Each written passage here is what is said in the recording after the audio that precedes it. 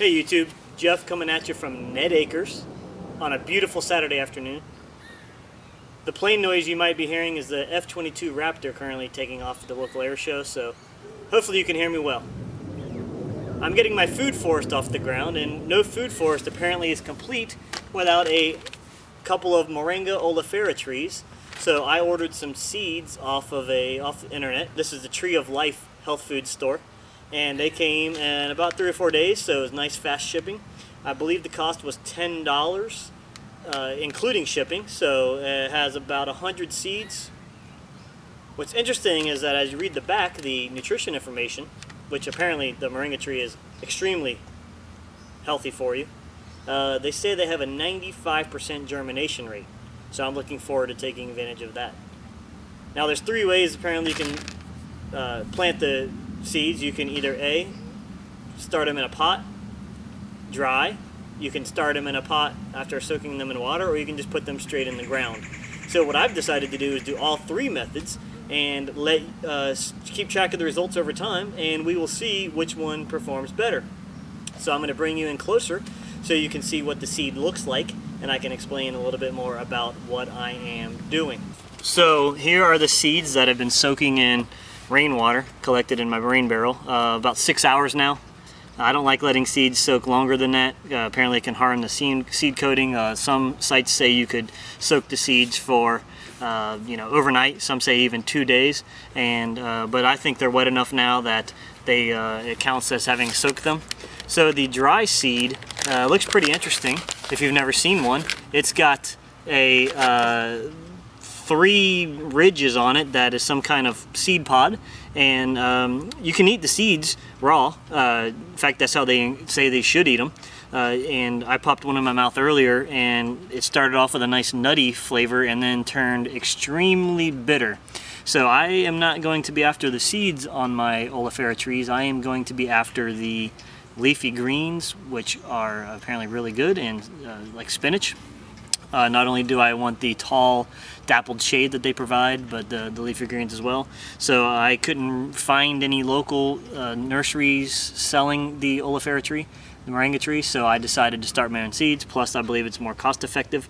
So hopefully the video will allow you to see which method is best, so you can then make sense of all the different methods and try some on your own.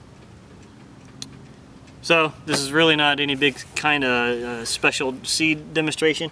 I'm simply going to put the soaked seeds in colored pots.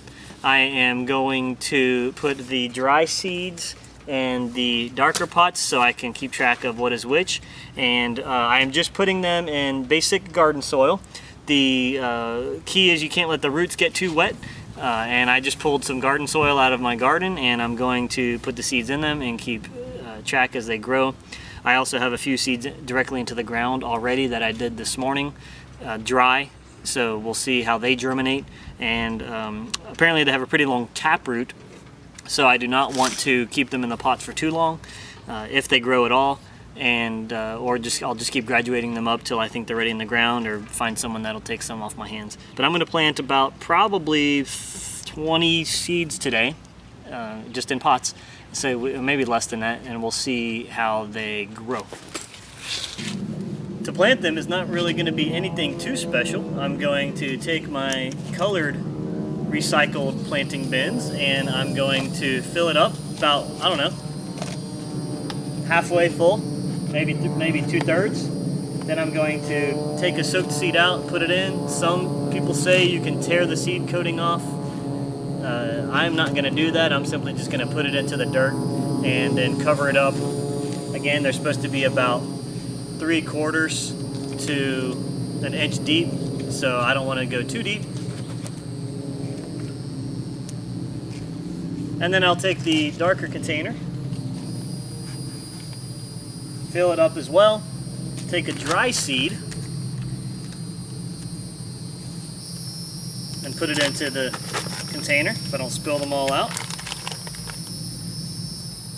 And this video is not really how to plant them. This video is going to be more about which method works best. Did the wet ones germinate faster than the dry ones? Did the ones in the ground outperform the ones in the pots?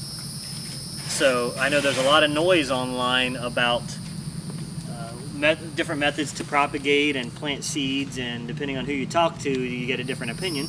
For instance, I was looking at how to plant mulberries the other day, and one said only take green growth, and then the next video said you must take brown growth as well. So I want my videos to be more about which method worked. Maybe they both work. Doesn't matter which one you take.